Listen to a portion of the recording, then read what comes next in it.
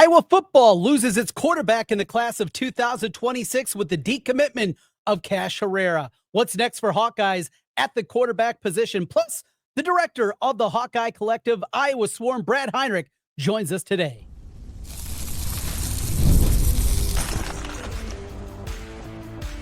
You are Locked On Hawkeyes, your daily podcast on the Iowa Hawkeyes. Part of the Locked On Podcast Network, your team every day. Hey, welcome in. I'm Trent Condon, and this is the Locked On Hawkeyes podcast. Thanks for making Locked On Hawkeyes your first listen every day. We're available wherever you find podcasts. You can also watch us on YouTube.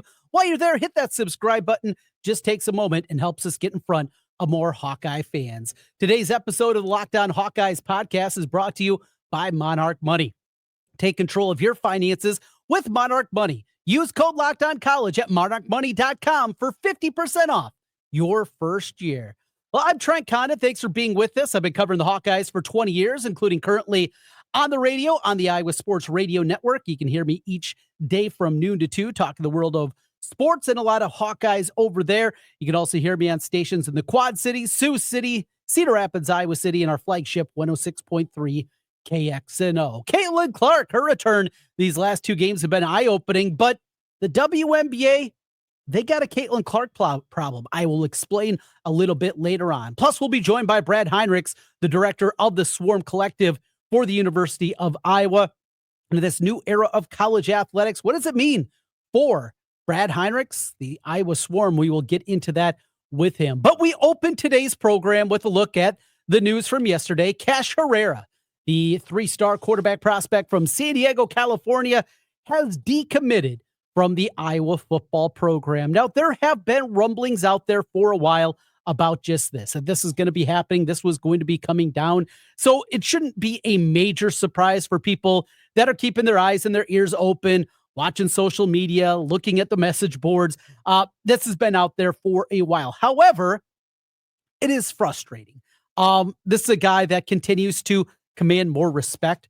And you kind of look at him in his offer list. It didn't have a deep offer list when he committed last fall to the Iowa program. He had an offer from UCLA, San Diego State, a couple of local programs, and then some other kind of mid-tier type of programs that were out there. I think the UCLA offer, a lot of people said, okay, wow, you're getting a kid from their backyard that they wanted. But remember, UCLA was also going through a coaching staff change. And because of that, didn't have the same kind of relationship built up. Since then, there's been other programs that have got involved. Cal, Arizona, Indiana, amongst the many. And from the sounds of it, Cash Herrera wanted the opportunity to look around. As we know, when you commit to Iowa and Kirk Ferentz's program, that is not something that they believe in. Are you getting married? Are we still dating? And that's kind of the way that Kirk Ferentz lays it out. And if you want to look around, then you're going to decommit. Now, it sounds like both sides are moving on and that there will not be any re-involvement on either side to this one. There was also talk for a while that Iowa was going to go out there and look for a second quarterback in this class. Peyton Falzone, the kid from Pennsylvania, Iowa was heavily involved with earlier this spring. He, after getting a Penn State offer, though, quickly committed to them within a week. So no surprise, Pennsylvania kid wanting to go to Penn State. That shouldn't come as a surprise to anybody, obviously, in the way that that one played out. Now, here's also a change in the equation and the way things are. We're going to get into the quarterback room as it currently is constituted. Is Jeremy Hecklinski and his commitment coming in from Wake Forest. If that changed what Iowa was thinking about bringing in 2. Well, you got to get back to 1 before you can bring in 2. And so Iowa's going back to the drawing board. Cash Herrera will not be happening. Heard good things about him, saw some good things. And as we've talked about a ton here on Locked On Hawkeyes, I believe in Tim Lester. Until he shows me that I shouldn't trust him, I'm going to trust his evaluation at the quarterback position. And now, as he has completely retooled this room, he has taken it to another level, we're going to see the fruits of those labors. He's run everybody out and brought in a whole new squad. What that's going to look like starting this year with Mark Gronowski and then going forward, as we will dive into. There is one name, though, that you do need to know after the decommitment to Cash Herrera, where Iowa is currently looking on that front as they go through and now try to find a quarterback for the class of 2026. So right now they are looking at a Ball State commitment. And I know That doesn't get very exciting, right? You can look through and say, the last time that they went there, that was Joey Labus that they were able to flip over from a MAC school to Iowa, but also they're able to do it with Ricky Stanzi, and that one worked out pretty well. Not all quarterbacks are made the same way. So Mason Atkins is his name. 6'3", 210. Looked at his highlight reel, his junior highlights. Okay, I'm not an evaluator. I wasn't wowed. But again, Tim Lester. In Tim, we will trust. So speaking of that, the quarterback room as it's constituted. So gone is Cade McNamara, Brendan Sullivan, Marco Lyonez, James Rezar. All those guys have moved on. Now, Brendan Sullivan ended up a nice program at Tulane. Very well could be the starter there. But then you look at the rest of the list. McNamara is now at East Tennessee State. James Rezar ended up at D2 UNC Pembroke. Lyonez is at Elon. And now you have a room comprised of Mark Gronowski, who won the Walter Payton Award, the Heisman Trophy of the FCS level. Jackson Stratton, who started games for you and won Big Ten games for you. Hank Brown, who started at Auburn, pretty good program, as a redshirt freshman. Jimmy Sullivan, Jeremy Hecklinski, a Wake Forest transfer, and then Ryan Fitzgerald, a walk-on, and the son of Pat Fitzgerald. But think of the quarterback room and just the change that you have on that front. I do wonder about Hecklinski. And this is a guy, honestly, we haven't talked a whole lot about. And I'm going to do a little bit more digging and try to find a little bit more background, because I know there are a lot of people in a lot of different circles that like Hecklinski and believe that it is him. It's not the future going to be Hank Brown after this season, or Jackson Stratton for his senior year, or a youngster like Jimmy Sullivan, that Hecklinski is that guy.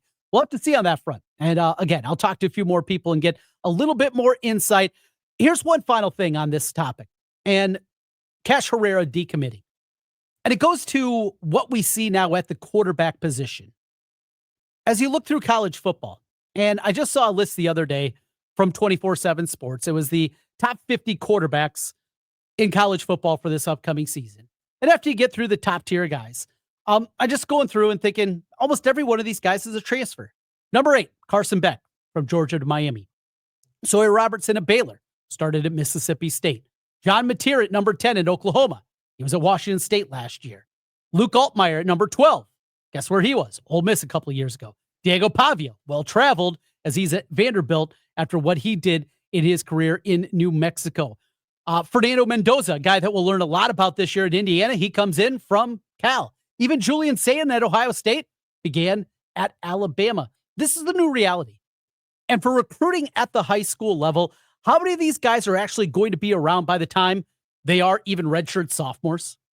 It's going to be more and more rarity. And that's why the decommitment of Cash Herrera, though it stings in the grand scheme of things, I don't think it matters, because the likelihood that Cash Herrera was going to come in, stick around, wait his turn, and be the quarterback in 2028, 2029, it's just unlikely. And certainly for a guy that's not from this area. This is much ado about nothing. This is our new reality with recruiting quarterbacks. That's where we are. And because of Hecklinski, because of Hank Brown, because of some of the other young names in the program, I can't just get that fired up about it. We continue Locked On Hawkeyes, the future of Iowa athletics, and what does the NIL space now look like? We'll talk with Brad Heinrichs, the head of the Swarm Collective. That's next, Locked On Hawkeyes. Ever check your bank account and wonder, where'd all my money go? Between dining out, online shopping, and entertainment, it's easy to lose track. That's where Monarch Money comes in, your personal CFO, giving you full visibility and control over your finances. Monarch Money isn't just a budgeting app, it's a complete financial command center. You can track all your accounts, investments, and spending in one place, so you can stop managing your money and start building wealth. When I started using Monarch, we were realizing just how many of those packages were showing up on our doorstep every single day. Now we can budget smarter and save more in our home. And managing money with your partner is smoother than ever. As a small business owner, finances work a little bit different in our family. You can track shared and personal accounts like we do, set goals, and stay on the same page. Take control of your finances with Monarch Money. Use code LOCKEDONCollege at monarchmoney.com for 50% off your first year. That's monarchmoney.com with the code LOCKEDONCollege for half off your first year. monarchmoney.com. Let's get Brad Heinrich in here, Hawkeye Swarm, as we get the latest on the lay of the land, what lies ahead for Brad and his work at the Swarm. Brad, Trent and Ken, thanks for coming on. Appreciate it. What's your role going forward now that seemingly the landscape has changed a little bit? Thanks for coming on, Brad. How do you see things going forward? Is it still business as usual at the Hawkeye Swarm? Yeah, business as usual right now. I think there are still more questions than we have answers at this point. I think they just came out with some Q's and A's, I think maybe even yesterday. But I don't think that we're really going to know what the new world looks like for weeks, if not months from now. As you know, there's anybody that we sign to a deal now has to be cleared through this clearinghouse, where a third party tells us whether a student athlete's deal is legit or not, or whether or not their market value is appropriate in the contract or not, which just feels like a lawsuit waiting to happen. But yeah, we're telling our members that it's business as usual until the rules become a lot more clear and crystallized for everybody. So the university now will have their $20.5 million that they will disperse to student athletes. That is separate than what you guys are. But we look past that $20.5 million and we hear Texas Tech, maybe a $55 million payroll for their athletic department this year.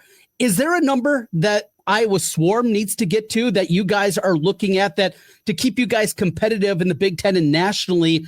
Is there a number now going forward, knowing they got their 20.5 that they're going to be spending that you guys need to hit? We haven't gotten any specific direction. Hey, Swarm, you need to come up with X million dollars to help polish this off. So, that now those conversations may be happening in the future. I do know, though, that at least if the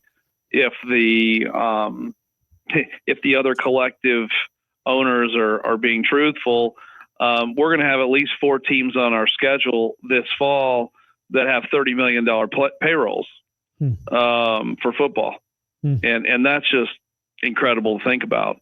So, and we will not. I'll just go ahead and say that we're not going to have $30 million tied up in football this fall, but and I can't imagine Iowa State will either. But the landscape, you're right, the landscape has changed. It's a very I would still consider it to be mostly cloudy situation. Obviously, the House settlement passing is certainly at least a step towards some clarity, and maybe might help. Give us a path towards some answers, but we don't have all the answers yet. And so we're still, I talked to Beth Gats just yesterday and she was apprehensive to give a whole lot of directions because she's still trying to get guidance from the Big Ten and from the NCAA. And so I think we're in the same boat as probably Iowa State and many of the other collectives across the country, still trying to wait to get some direction. And really understand what our new world looks like and how we can support our student athletes moving forward. You mentioned your conversation with Beth Gats, and I remember when she got the job, which was the absolute right hire, in my opinion. And it seemed like she was a breath of fresh air from Gary Barta and his unwillingness seemingly to work with your group, and Beth Gats embraced you and did so publicly. Is she still as enthusiastic about the Hawkeye Swarm and what you guys will be able to do in conjunction with the House settlement? Yeah, I think Beth has been nothing but supportive of the Swarm, and every time that I saw her speak publicly last year, as it pertained to student athletes and in the new world, she always was quick to prop up the swarm, and we really appreciate that, and it shows that yes, the Iowa athletic department has been very supportive of what we're trying to do, and breath of fresh air is a fair characterization. She certainly has been a difference maker for Iowa athletics over the last couple of years. So when you look at what you guys did in the past, it was a lot of going out to different events around the community, helping in that direction. Is that going to be much different now going forward? Those charity kind of events, going to the children's hospital, those kind of things where guys are out there in the community and they're getting paid for their efforts to do that.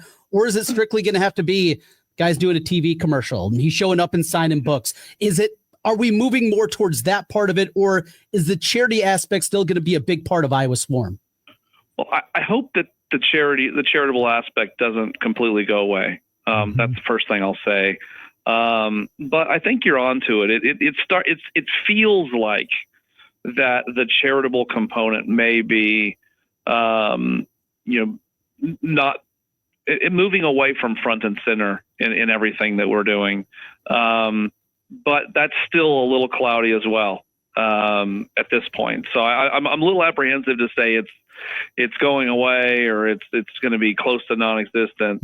I'd like for it to continue to be existent because I feel like our student athletes have done a lot of great things for charities around Eastern Iowa and even in the western side of Iowa and Des Moines area.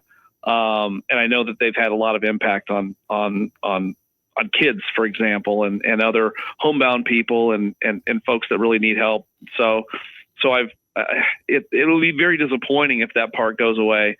But as you know, the world's always changing, and we've got to change with it. And so we'll be ready to take direction whenever we get it. We just, at this point, we're still a little bit in a holding pattern. It's you would think that once they pass that settlement, we would have a playbook, but that hasn't been provided yet. So we're still kind of awaiting that. Seth Davis wrote a piece today, and Seth Davis from CBS, the NCAA covers college basketball, as you know. He kind of put out a an all points bulletin to athletes that in the future that, when you see what one of your teammates is getting paid, that there's a pretty good likelihood that you maybe get 10 or 20% of that value from your NIL going forward. Do you think that's going to be the case? I mean, I think the one of the emphasis behind this was to get everybody running the same race, being, kind of in the same financial ballpark and not having one school having this outlandish amount of money to throw at student athletes and some of the have-nots not being able to keep up. So on the surface, that seems like a really good idea. What's the likelihood that that's the case, that they are able to bring that level of financial compensation closer together for everyone? Or is that just Pollyannish that there's no way in hell that's going to happen?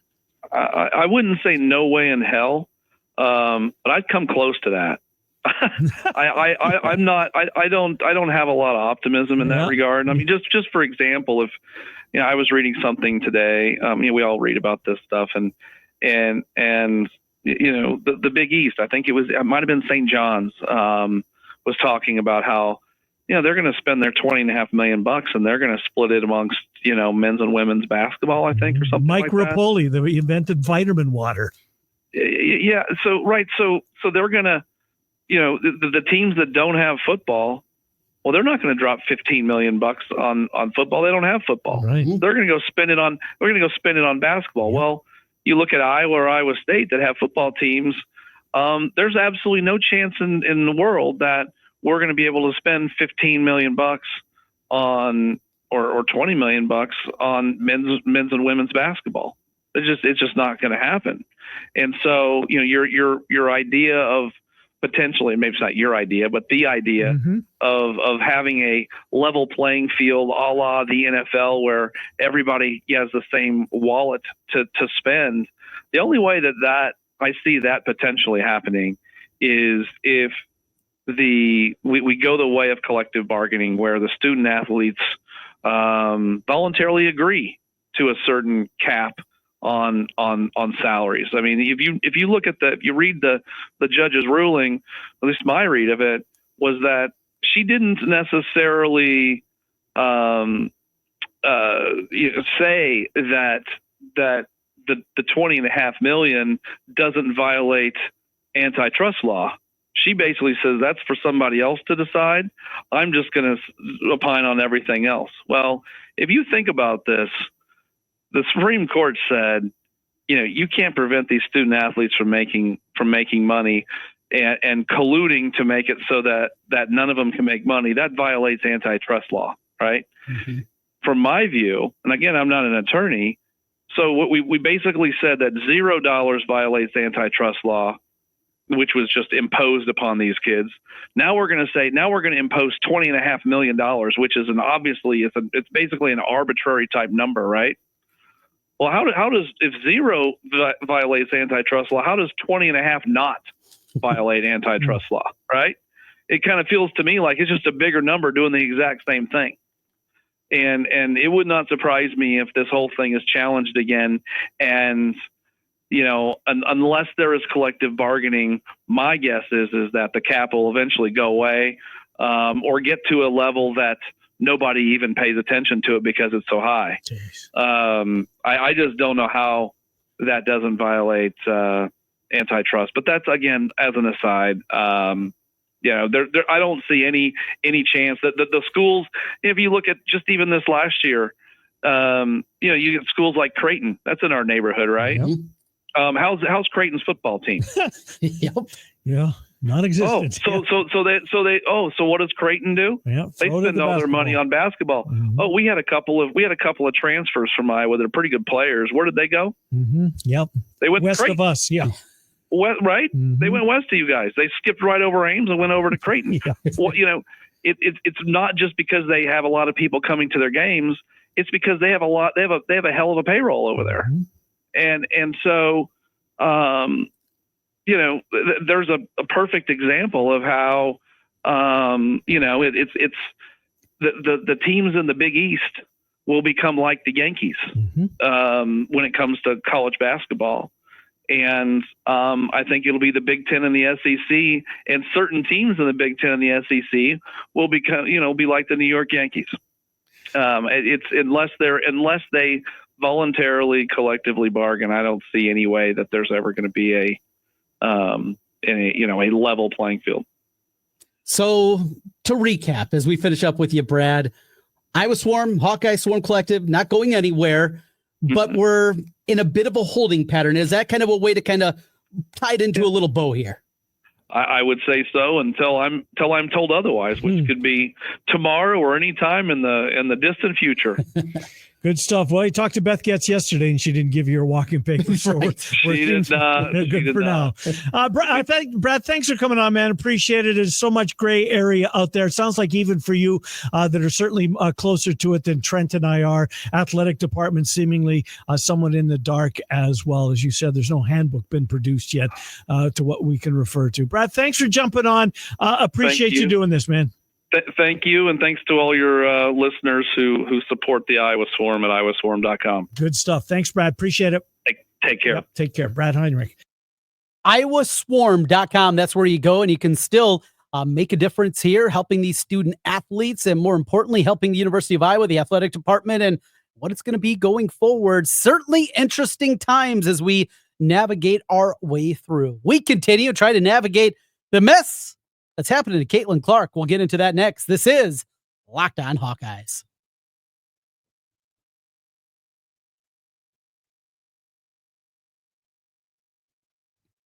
Trent Condon back with you one final time on the Locked On Hawkeyes podcast. Thanks for being with us and making Locked On Hawkeyes your first listen every day. All right. Caitlin Clark. She's returned. She's been great. No surprise there. She is incredible, right? And as I'm watching the game unfold last night and seeing just the weirdness, the goofiness, the frustrating elements of it, and as it's unfolding, this thought crept into my mind. So a year ago, the first time I really watched the WNBA, and I flipped it on before, sure, but really was invested to watch a full 40-minute game, to watch start to finish, to watch more than just a game, maybe a championship game, but do more than that. My first takeaway 13 months ago was, my God, this league is physical. I mean, watching this level of basketball, it's not aesthetically pleasing. It's not the brand of basketball that I enjoy watching, but it was the reality. And as we go through year number 2 of Caitlin and how she has completely changed the game, as she did in the college game, as she will continue to do because she's that talented, she's that eye-opening, she is that kind of personality, everything put together that makes her one of one. The WNBA needs to get a handle on this. And the garbage that was displayed again last night, and Stephanie White, her coach with the Indiana Fever, having to call out the officials because, once again, they're inept. They're in over their head. They cannot negate some situations. They allow the physicality of the league.